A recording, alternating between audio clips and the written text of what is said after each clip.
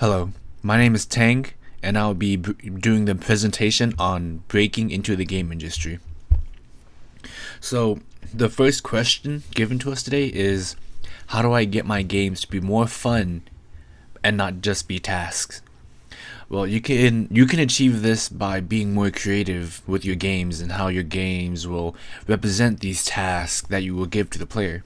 You can always make them more interesting as well, such as adding a twist to each and every task to make it just a tad bit more interesting and not having it be one-sided. For example, in Mario, your goal is to always go to the end of the level.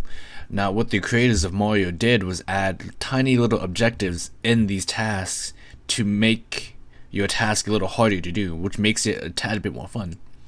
Also, what creators also do is instead of calling them tasks, they will often call them goals or objectives to make it sound more interesting, to make it sound less of a chore. Now, the next question we have is, how do I make contacts in the game industry? Now, for this question, I thought, how do you make a name for yourself? How do you create ways to talk to other people so that people will know who you are?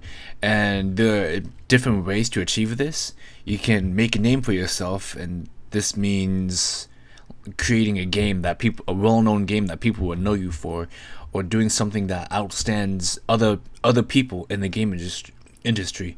For example, a game that recently came out, I believe last year, was Doki Doki Literature Club, which was made by Dan Salvato. This was his first game, and he completely blew away the community, and he's well known for that one game. Also, you can be different and show off by making games that no one will ever expect you to make, and people will begin to know you for that. It also helps a lot to create a card with your contact information for this, and I know there's another question that mentions business cards and such, but this is one great way to create a contacts for yourself, such as references. For if you go to any game conventions, you can always hand out your cards to other creators, and spread your name out. The next question is, how much would it cost to go to GDC? I'm sorry, GDC. So GDC is a gaming conference, where many game developers will meet up and have a conference. Think of it as a convention.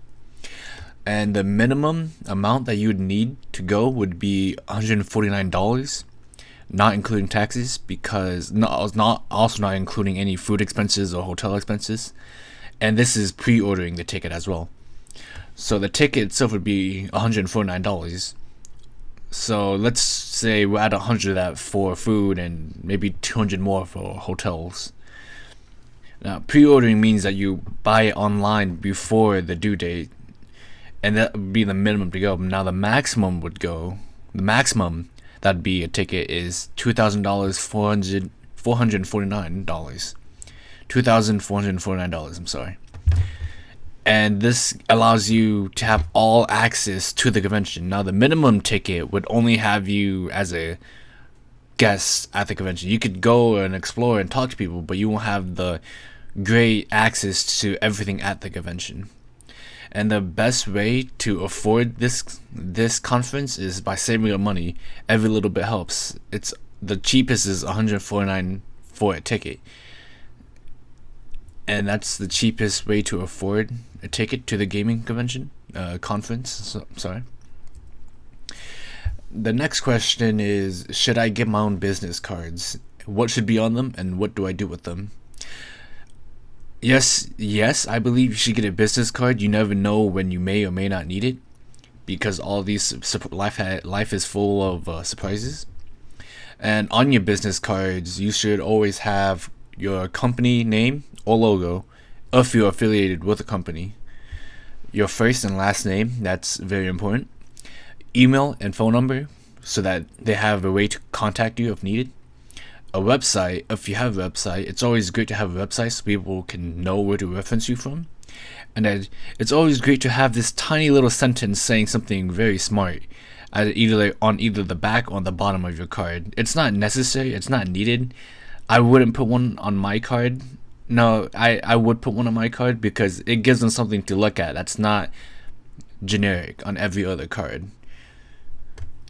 And if you ever do make any sort of business cards, if you ever go attend a convention or the gaming development conference, you should always hand out your cards.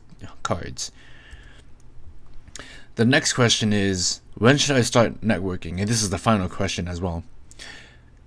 You can start networking whenever you want to or whenever you need to. It's not necessary, I feel like, to do networking to enter the game industry, but every little part of knowing a computer is very helpful throughout your career. Now, networking does play a role in game development, such as playing a co-op game in multiplayer mode.